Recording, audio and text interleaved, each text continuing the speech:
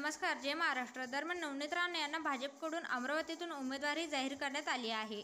त्यामुळे नवनीत राणे कमळावर लढणार हे स्पष्ट झालं आहे. नवनीत राणे अमरावतीचे विद्यमान खासदार आहेत. भाजपने आज 7वी यादी जाहीर केली आहे. दरम्यान नवनीत राणे आज भाजपमध्ये पक्षप्रवेश करणार आहेत. या तातडीने नागपूरसाठी रवाना झाल्या आहेत. अमरावतीत तगडी फाईट मिळणार आहे. आनंदराव अडसूळ, बच्चू कडू यांनी नवनीत राणे यांच्या उमेदवारीला विरोध केला आहे.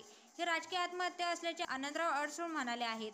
तर 100% नवनीत राणे यांना पाडणार असं बच्चू कडू म्हणाले आहेत. दरम्यान आनंदराव अडसूळ यांनी अमरावती लोकसभा मतदारसंघात उमेदवारी अर्ज भरणार असल्याचे सांगितले आहे. त्यामुळे महायुतीत फूट पडल्याचे दिसून येत आहे.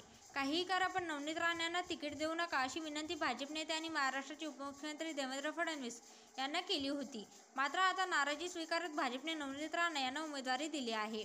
एवढेच नाही तर भाजप अमरावती लोकसभा निवडणूक लढवणार असल्याचे महाराष्ट्र भाजपचे अध्यक्ष चंद्रशेखर बावनकुळे यांनी सांगितले होते. भाजपच्या स्थापनेनंतर पहिल्यांदाच अमरावती लोकसभा जागेवर कमळ चिन्हावर निवडणूक होणार आहे. एवढेच नाही तर नवनीत राणे राजकारणात नंतर आल्या. सर्वप्रथम त्यांनी एनसीपी पक्षात प्रवेश केला आणि 2014 मध्ये लोकसभा निवडणूक लढवली, पण त्या निवडणूक हारल्या. त्यानंतर 2019च्या लोकसभा निवडणुकीत नवनीत राणे यांनी अपक्ष उमेदवार म्हणून अर्ज दाखल केला आणि शिवसेनेचे ज्येष्ठ नेते आनंद अडसूळ यांचा पराभव करून अमरावती लोकसभा मतदारसंघातून खासदार बनल्या.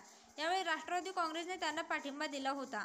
नवनीत राणे यांना 5,10,947 मते मिळाली, तर शिवसेनेचे उमेदवार आनंद अडसूळ यांना 4,73,996 मते मिळाली होती.